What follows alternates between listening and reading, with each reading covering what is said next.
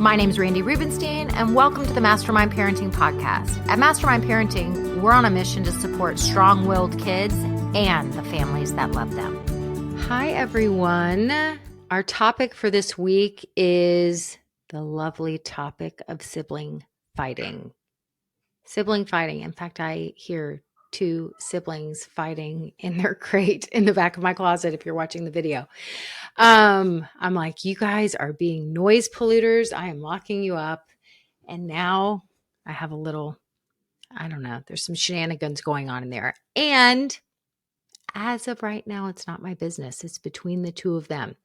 So this topic about siblings fighting, if you've got two kids where it seems like your older kid despises your younger kid, if it seems like your younger kid, you're worried that their feelings are constantly hurt, that this is going to affect their self-worth, that they're saying things like, why does she hate me so much? Or why does he hate me so much? Like, you can see the hurt on your younger child, and you know they have stars in their eyes for their older sibling, and the older sibling treats them like dirt.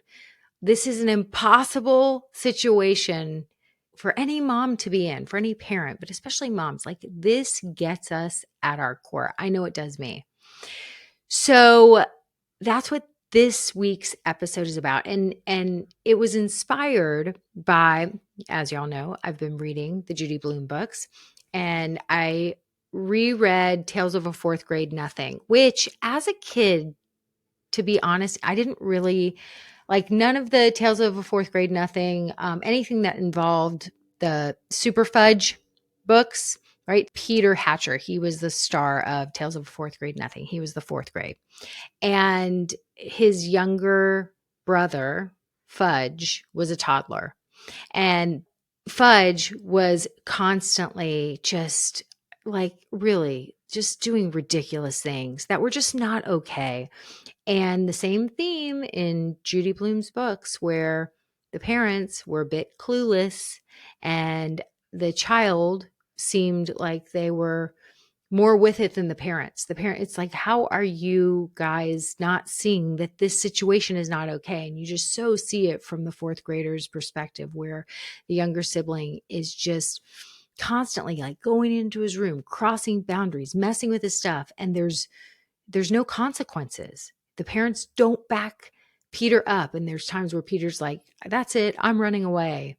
And the parents do what all the parents did back then. Do you need me to pack your bag for you? And it's like, no, I need you to get a freaking clue and teach this kid that there's certain things that are not okay. And that just doesn't happen. And so then the Super Fudge series came about because I think so, sibling fighting has been an issue forever. And I think there was, so many people, there was such a huge fan club for this book that she went on to write several Super Fudge books all about the younger brother and all about the sibling fighting issue and how the two eventually became friends, right? But not in this book. They really didn't become friends in this book. So I was reading this book and I was super annoyed with the parents. And I was thinking, I think that's why I never read any of the Super Fudge books, or because in my family growing up, I have a very close relationship with my siblings. My older brother's 2 years older, and I for sure had stars in my eyes for him most of the time. I still do. And I'm sure I was a little bit annoying and probably a lot of bit annoying, but he was like the rare older brother that was mostly sweet. And our younger sister, she's 6 years younger than me and 8 years younger than my brother. And so really, I thought my mom was giving birth to my own real baby alive doll, like the real thing. And so I did not feel like, I thought my younger sister up until I was a teenager, and then I didn't have any more patience and I didn't want to include her in my life. But up until from like 6 until 13-ish, yeah, she was my favorite person in the world. I wanted to change every diaper and I wanted her to sleep with me, and I was obsessed with her. So I didn't identify with these books then. And now reading them, I'm like, And I'll tell you, the number one thing people come in asking about is about the sibling fighting issue. And I tell everyone when they come into my programs, sibling fighting is our most advanced program because it really is about helping your kids to resolve conflict peacefully. And most of us, we're not that great at at confronting situations that are problematic.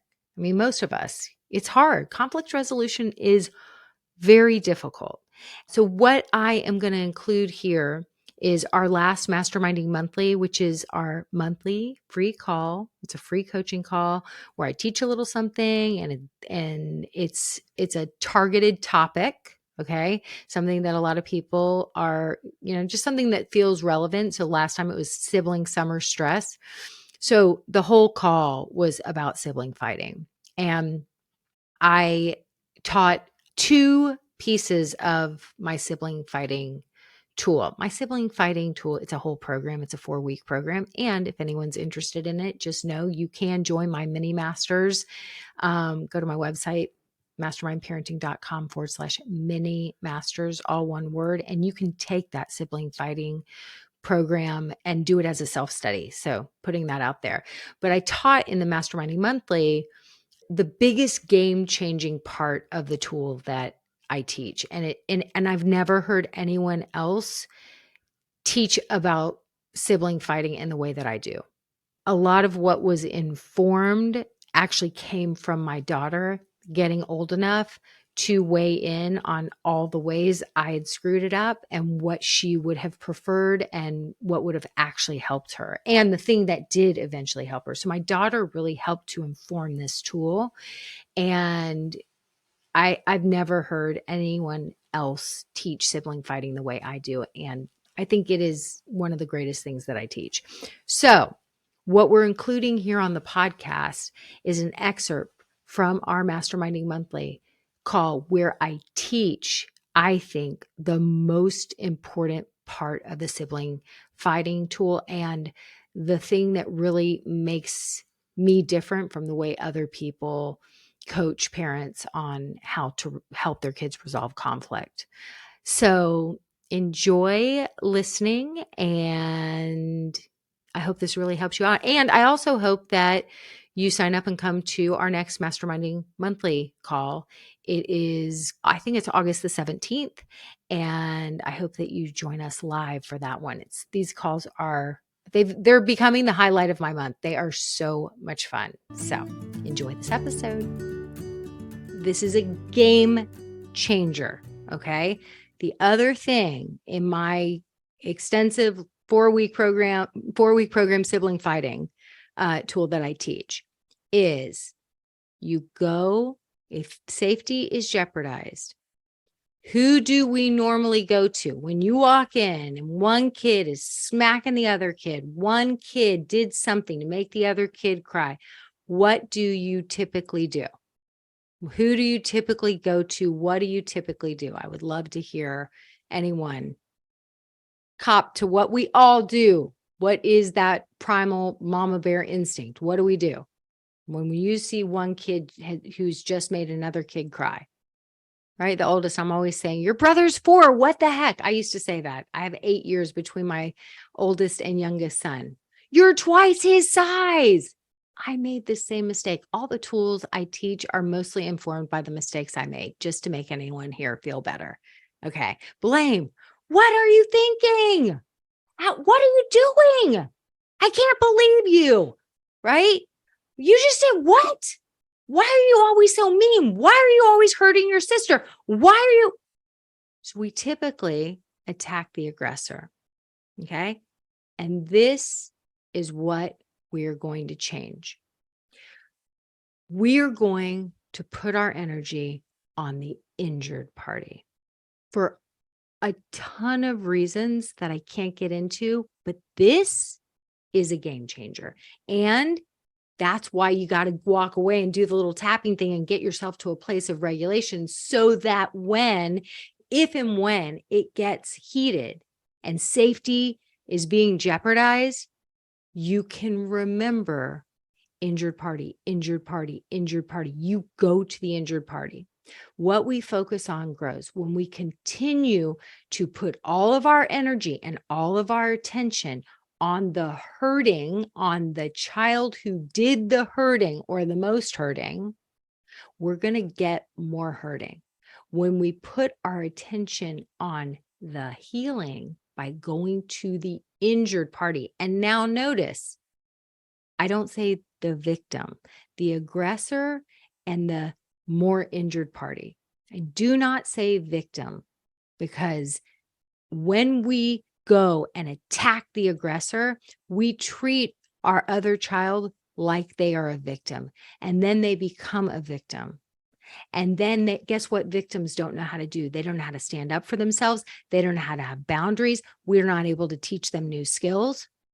So when we start to see the sibling relationship as an opportunity to teach our kids skills like how to have boundaries, how to stand up for themselves, how to believe that they can stand up for themselves, we're teaching such valuable, amazing tools.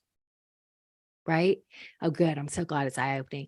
And so, so no one ever gets better at anything. What's the main thing that I help women with that are all the moms that I work with?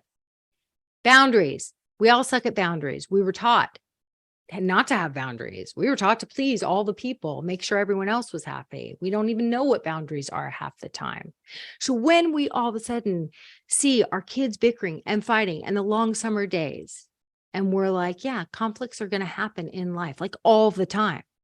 And now I have an opportunity to teach my kids how to speak up for themselves in a civilized way, in a respectful way, how to let them know they are worthy of having boundaries, right? When we start to approach it in that way, we're going to teach them valuable skills for life. So when we go to the injured party, right? When we put all of our attention on the injured party, we're going to swoop in. We're going to take this crying child away. Safety, safety, safety. The priority is safety. We're going to take them away. Okay. And remember, you've got a crying child. You've got a dysregulated child. You're going to have them on your lap. You're going to ask them if they need a boo-boo bear. You're going to be touching them. You're going to remind them. You're going to say, I'm right here. I got you. I got you. I got you. We're just going to calm down together. I'm not going anywhere. I got you. You did not like that. Something happened. It wasn't okay with you. I'm right here. I'm okay. You're safe. I got you. And when that child starts to calm down, that's when we're going to say, what happened over there? Something happened that you didn't like. It wasn't okay with you, or was it okay with you? You may ask that question, and you may have a child that looks at you like, huh? You're like, was it okay when he hit you like that? Okay. I want you to ask that stupid question, because your kid's probably gonna be like, no. You're gonna be like, good. I want you to know it is never okay for anyone, whether it's your brother, whether it's your sister, whether it's another kid out on the street, whether it's anyone.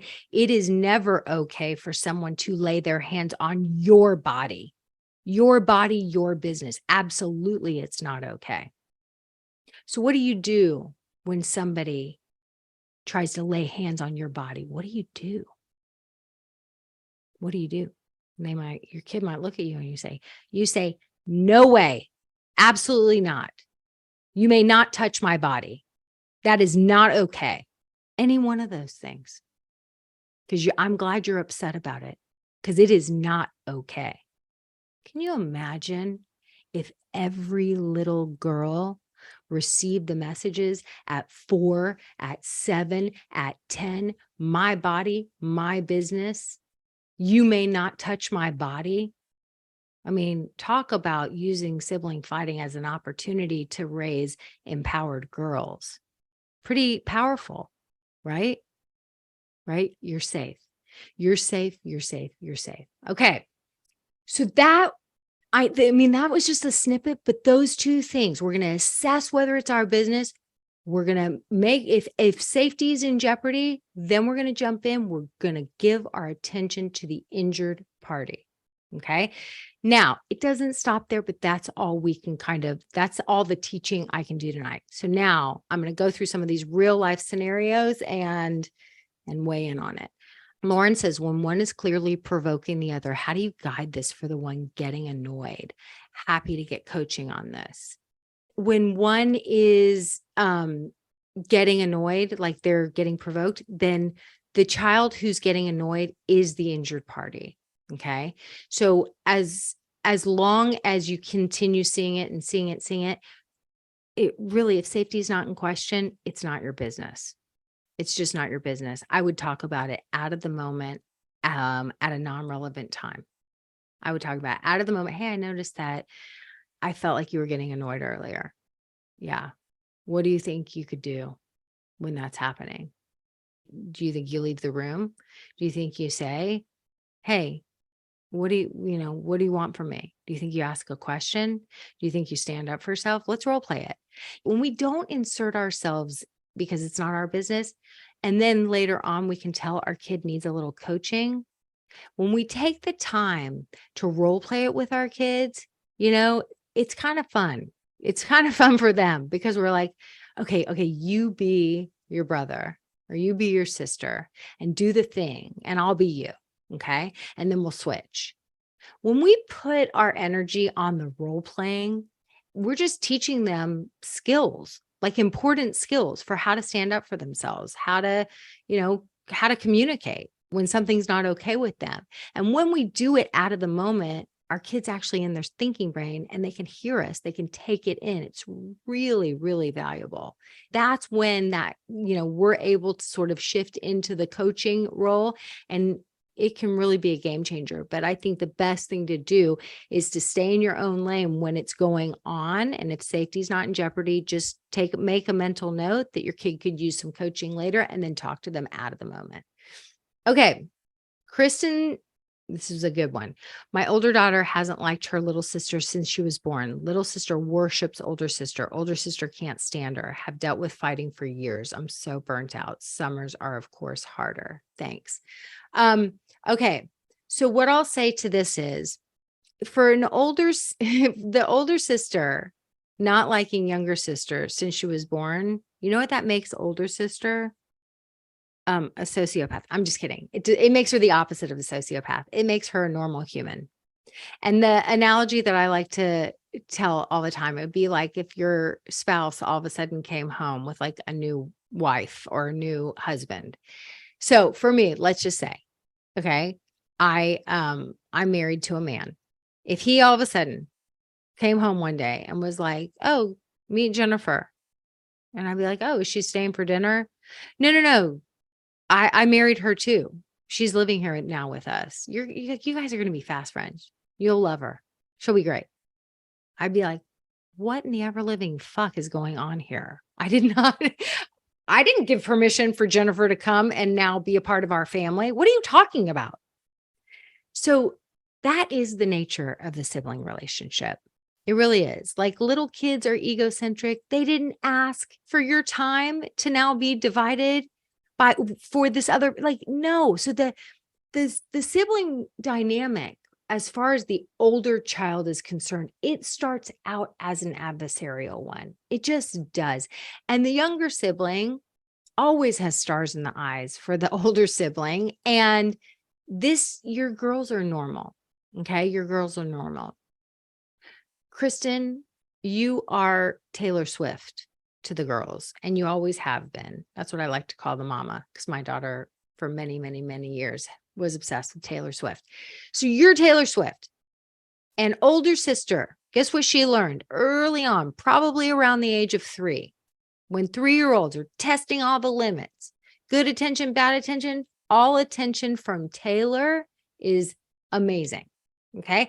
If I am at the Taylor Swift concert and I've got front row seats and I need to stand on my chair with my underwear on my head, completely naked, I will do whatever I need to do as long as Taylor is looking at me. So that's what 3-year-olds go through. And when they learn that they can poke and prod and be nasty and hurt and harm the younger baby, and all of a sudden all of Taylor's attention is on them doing the thing that I kind of, doing the opposite of going to the injured party first and swooping up the baby and taking the baby to safety. When accidentally Mama, AKA Taylor, has come down hard on older sibling when older sibling was just figuring out how to get all your attention. Well, now we accidentally just reinforced what we focus on grows. We reinforce that they get lots of our attention when they're nasty to the younger sibling. And they see the younger sibling as the opposite team, right? And so younger sibling gets mom's attention, younger siblings constantly getting them in trouble with mom. And they're used to this pattern of getting mom's attention by being nasty to the younger sibling. Okay. So, all change starts with awareness. So we have to see it to be able to disrupt it. We have to see it to be able to disrupt it. So, what I want Kristen to do, first and foremost, is to understand that your older daughter is human and normal. And I see this all the time. This is so typical. This is so normal. And we have to start disrupting the pattern. And the best way to disrupt the pattern, I don't know how old the girls are because you didn't give me, but it doesn't really matter how old they are. The best way to start disrupting it is injured party, is to put your attention on the injured party and start empowering your younger daughter. Okay. And the other thing I would do is start to do some proactive, just like 5 minutes of proactive connecting with your older daughter by herself. I would like it just to be mostly not anything. We don't need to go on a shopping spree or take her for ice cream or play, if she's little, play Barbies or any of that. Like, that's not what we need to do. I want her like with you on your body, stroking her hair, fingernails or fingertips, taking a sniff of her, telling her you missed her today, connecting, physical touch. I want you to connect with her. I want you to just have a little physical touch. I want her to feel enjoyed and seen and celebrated and loved on, and sister not even to be in the mix. Okay. So if you can even just start with 5 minutes a day, or just a couple of little interactions, or I missed you today, it's so good to lay eyes on you. And then you can start sprinkling in other little ways where she gets to be your little sidekick and help you do this or help you do that. Feel valuable, feel like a valuable member of the team. So we want to start disrupting that pattern where she can get some of Taylor's attention in a positive way. And she doesn't need to use sister as her little decoy anymore. Sister has been the green underwear on her head to get Taylor's attention, and let's disrupt that pattern. Well, what are your takeaways from this episode? Pretty good change up, don't you think? It's almost like it's counterintuitive. Everyone I know, like one of your kids is hurting in some way, hurting the other kid or acting like a jackass. Of course, you're going to go after that kid. It's counterintuitive to put your attention and to focus on the injured party, right?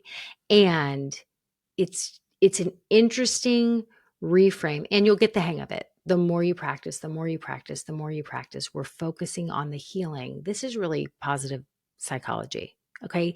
Naturally, that human negativity bias has us seeking and looking for all the negatives, all the areas of danger.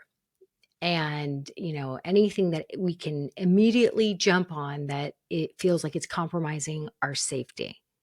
So when we stop ourselves and we choose to put our energy towards the positive thing, empowering the injured party, like this is why the field of positive psychology is so cool. It's like, yeah, thanks, primal wiring. We're not cave people anymore. We're going to take it from here. So yeah, I want y'all to practice this, and I can't wait to hear if it does start to help you guys make some shifts. Our next Masterminding Monthly call is, I found out it is August the 17th. It is a free coaching call. Our next, and I do it in the evening, and I love for you guys to come live And I know I'm not supposed to say guys. I'm supposed to say y'all, which does come naturally for me being from Texas, or folks. And sometimes I still say guys. So excuse me for that. Our next Masterminding Monthly topic is going to be about school mornings, and it's August the 17th. So all the things from school mornings, the pressure, right? Like the pressure, oh, we got to give them we've all heard, we got to send them off with a good, nutritious breakfast.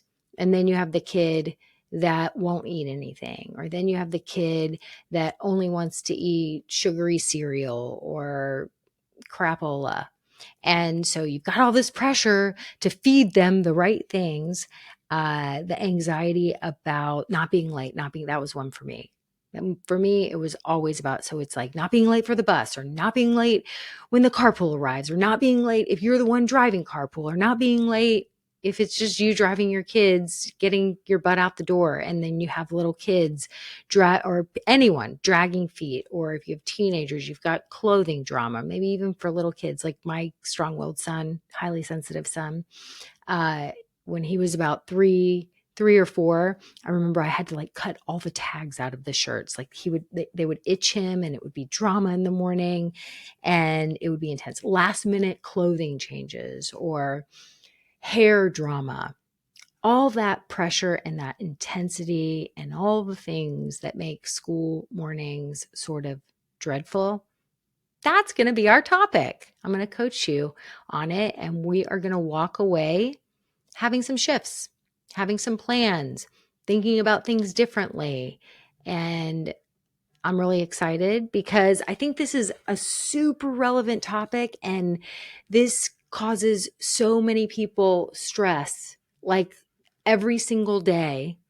I mean, really, it's like starting the day off with this kind of stress, and it's just like day after day after day. It can just zap you of your energy. So I'm really excited for this topic and to support you guys on this. So sign up for our Masterminding Monthly call. You can go to, let me look for the link.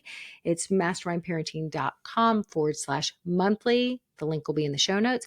And again, if you would like to take our entire sibling fighting program, it's a self-study program. It's on Evergreen. You can sign up for it. You just go to mastermindparenting.com/mini masters. And that is the self-study way that you can take part in all of the Mastermind Parenting programs. And even though it's a self-study, we do give you some support. We do have office hours. We answer questions. You come to our Masterminding Monthly meetings. You get coached live. So we do still interact with you, but mostly it is a self-study way to take our programs. So that's what I've got for you this week. And that's sending you off with love and support. And you've got this. I know new school years are hard. We're going to do this. We're going to do it together. Bye for now. Thanks for listening today, guys. I hope you picked up some tips, tools, maybe some baby steps for creating more balance and boundaries in your life. And I just wanted to let you know, if you want to continue moving the needle forward in creating this for yourself, having a happier household, I want you to go to my website and check out mastermindparenting.com. We have 3 beginning programs, and if you need some accountability and more support, then please look for the one that would be a good fit for you. And as always, we're on all the social channels under Mastermind Parenting. On Instagram, it's mastermind_parenting. And, periodically I do pop up on different Instagram lives, Facebook lives, where I give you teaching and coaching. And I love engaging with you live to help you help your strong-willed kids so that they can feel better, because when they feel better, they do better. And, I love, love, love getting to know you guys. So thanks for listening. If you like this podcast, please don't forget to subscribe, rate, and review. Super, super appreciative.